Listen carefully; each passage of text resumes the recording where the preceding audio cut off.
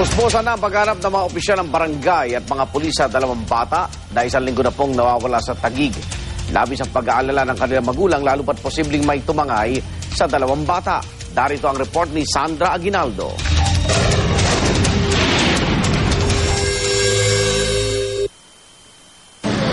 Para sa dalawang ina na naghihintay sa pag-uwi ng kanilang mga anak, napakatagal ng 6 na araw. Kaya naman na makausap ko sila, ibinuhos nila ang labis na pag-aalala para kina Dane Buenaflor at James Naraga, kapwa 3 taong gulang.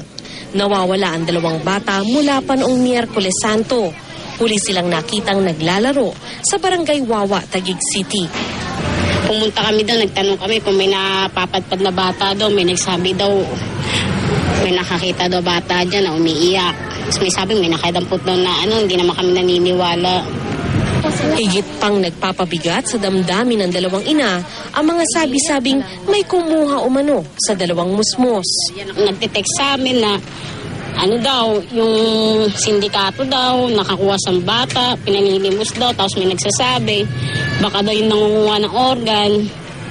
Hindi ko na po masyadong iniisip kasi pag inisip ko baka maloka ako eh.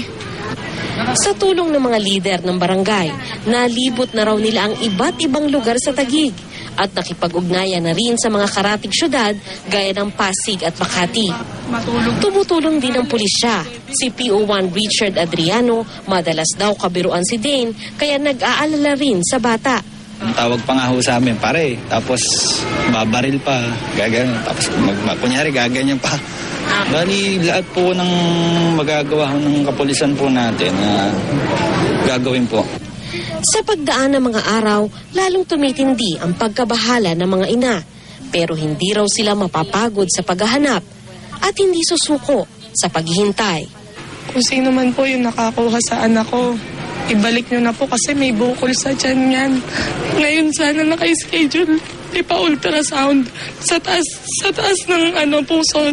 May bukol kasi yan sa tiyan eh. At saka malambing po yung anak ko. Namimiss na sigurado ako nung na-daddy pa yun eh. James, umuwi ka na, James. Namimiss ka na namin. Hindi na ako makatulog. Sa mga nakakita sa dalawang bata, tumawag lang sa 0926-3868241, 0908-9764090 at 838-5383. Para sa unang balita, Sandra Aguinaldo reporting.